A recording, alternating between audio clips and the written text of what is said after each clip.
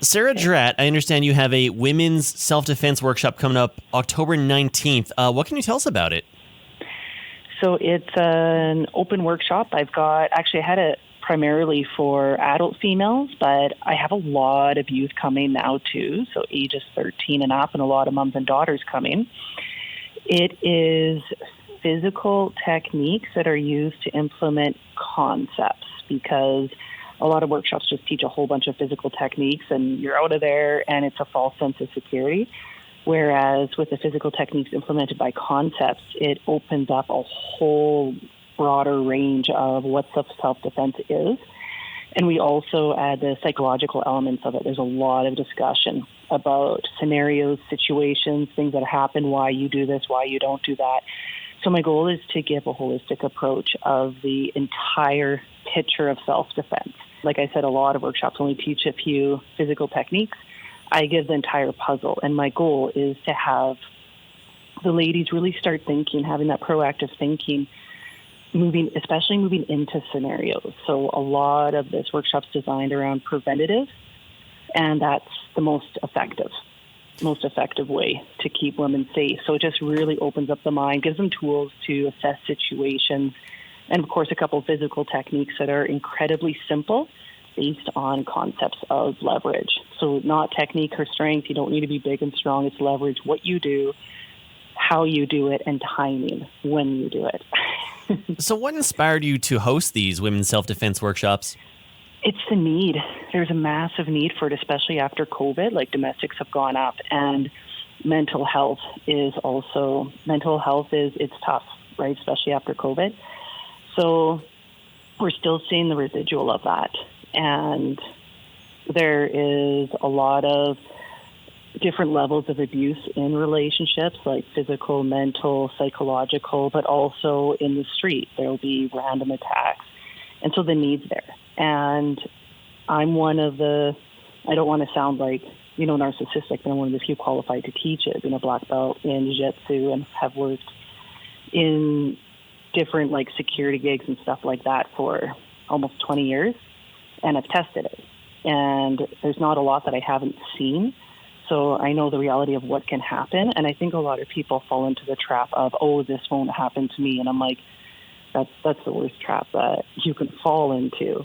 So it's the need is there, and I'm qualified to teach it. And I'm always continually learning and working on my continuing education. And it's not just in Canada, I travel to the States and UK and stuff to get the best material and to filter out what works, how to teach it so that the participants remember it. And the feedback has been absolutely phenomenal. I have women messaging me back saying, I went on a trip and this was prevented, and I dealt with this situation better. And a lot of it is looking at the pre-incident indicators, again, the preventative stuff. What are the signs that something might happen? And that's moving into the intuition, which is our silent guardian. It's so cool. It's the unconscious processes everything before the conscious does. So there's stuff that's out of pattern. So when we live every day, we see patterns. So something feels weird or off, it's because it is. And a big part of the discussion too is people can, incidents can happen not just with people that you don't know, but also with people that you do know. So you always want to be able to have that awareness. And that has gone a really far way. One of the most powerful parts is the psychology of it. And it's not that I'm a professional in it. I just find it fascinating, and I do steer the women towards professionals. We move through the book, The Gift of Fear by Gavin D. Becker, and that is an absolutely phenomenal book. And he also has a masterclass series online. And we move through that. I have a 4-part series coming up in November. So women that want to keep going, we do a 4-class series, and I have that class capped because we want to keep the intimacy of the group and the level of instruction really phenomenal for each participant. So to answer your question, summary, the need is there, and I'm qualified to do it. I'm always learning, right? Always learning, always getting better at it. And so coming from that state of humbleness, knowing that the world changes, domestics change, times change, so staying updated with all of that. And it's hard to teach, but We keep it really light. We make sure it's a super safe environment, and the women really like it. Like, the feedback from it has been phenomenal. So I keep doing it because it's really needed, and it makes a super positive impact. Well, I can definitely attest to your qualifications because first time we met, you were flipping me around for a video, and it was effortless for you, which is kind of terrifying. In fact, I understand you were a Pan Am champion. Am I correct? Yeah, so there's, in Brazilian Jiu-Jitsu, there's tournaments. The biggest tournament in the world is the Worlds, and I've medaled there. I'm a 2-time champion at Masters Worlds, and the Pan Am, it's not Pan Am Games, it's the Pan Am Brazilian Jiu-Jitsu Championships, which is the 3rd biggest tournament in the world, and I've 7 golds from that. Dang. Different belt levels. That's so cool. It works on that professional, I know it's professional, you don't get paid, but it works on that level, but it also, the techniques also work on the street level because that's where I've used it. So it's tried and tested. I'm not just teaching stuff I read or Googled. Yeah.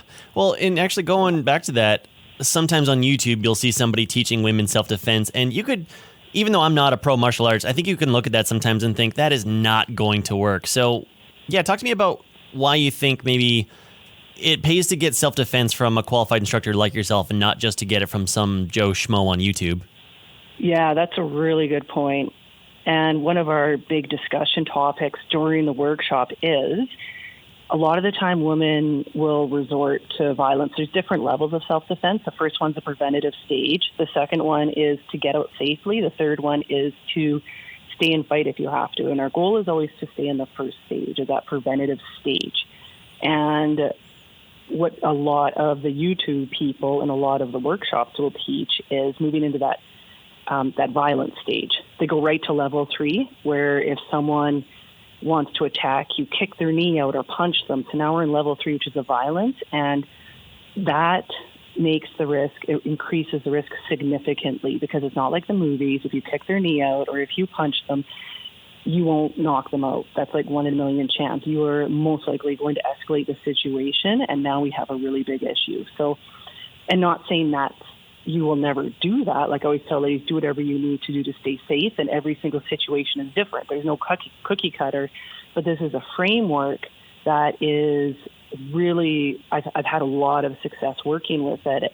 So instead of going to level 3 of right to that violence, stay and fight if you have to, I bring them to, we do level 1 preventative, but the techniques I teach sit in the get out safely phase. So if a guy approaches you and grabs something, hair, shirt, wrist, and this is one of our discussion topics, a lot of the women will go, well, I'll poke him in the eyes, I'll hit him in the balls, and I'm like, no, now you're escalating situations. Let's talk about this. Realistically, what can you do? And so we move through scenarios of how to get out of there safely, and that's where the jiu-jitsu comes in. To get out safely, using that technique to get out of the hair grab, to get out of the wrist grab. And it's also psychological because the attacker is expecting them to, they're expecting either the lady to freak out or to comply and go with them. But what we do is take back control of the situation and get out safely. And I've used these techniques, and so I know they work. And I've actually had students use these techniques, and I've had people contact me back and say it saved their life. So I know it works. So I continue to teach it. We just go into the deeper levels. So kicking and punching isn't wrong, but it's one piece of the puzzle. And one piece of the puzzle is usually what's taught. And there's so much more to it. That's why I take the holistic approach. And the goal is to have the woman look at the situation and assess it, to think about it, to have all the tools on all the levels to go, okay, what should I do here? You know, in thinking about other applications where we stress, like you said, the preventative or like the level 1 or 2, I don't know why I thought about this, but like whenever we're discussing, let's say, bear safety, if you're asking, hey, what do I do if I encounter a black bear or brown bear? They don't say, well, you got to poke it in the eye and you got to kick it in the balls. You're like, well, I don't want to get in that situation. What do I do before that? So it's kind of that thought process too, right? It's like, let's just not try to get there if we can. Mm-hmm. Absolutely. Absolutely. And our intuition is like, it's one of the most powerful tools that we have that is so underutilized and underused. But of course, intuition is at its absolute most efficient and effective when the host is at risk, and that's the human being. So it gives the women in our 4-part workshop, there's a lot of discussion around that. And it gives the women a couple things. Like one is permission to use intuition. If there's a bad feeling about it, why? Because I think a lot of the time, males and females, a lot of the time we undermine it. Oh, I'm just being too paranoid. Oh, I'm just being this. But it's to make them look at it and go, no, actually, why am I paranoid about this person or this situation? And the other one is we distinguish the difference between fear and intuition. So a lot of the time there's fear that is false, where they're worried about stuff that hasn't happened or won't happen, whereas intuition is something that's actually happening and why, what's going on. So what should I investigate this? So it gives them permission to, and that's a big element of that. Like we really dig into intuition. On the October 19th workshop, we talk about it. And if they can't continue on training, I give them like tools to continue on their own learning, but we also open up the 4-part series. Well, that's terrific. And you know what? The more I hear about certain events happening in the news, like you said, violence that's happening in our community, whether it's like adults, it's behind closed doors, it's teen violence, it really tells me that we do need a lot of workshops like this. So thank you for putting this on. How can people find out about this? How can people sign up? It's on my website. So pretty easy to remember, Sarah, Sarah, martialarts.com. Oh, that is simple. And yeah, I know you're down in Vernon. That's where you're hosting your October 19th workshop. If you choose to share this in other communities, do let us know, okay? Mm-hmm, yeah, and I've had people travel from Kelowna, Armstrong, Lumby, Calgary, Vancouver. So I do have a lot of people that come in for the one big workshop. So that's absolutely an option, and I definitely make it worth people's time. Well, you know, I was even telling my boss about this, and she told me that she used to, like, weekly drive down to Vernon to meet with her martial arts instructor. So it's not beyond the realm of possibility whatsoever. Mm-hmm, absolutely. Okay, well, Sarah, thank you so much for your time, and yeah, good luck. Thank you so much. I appreciate it, David.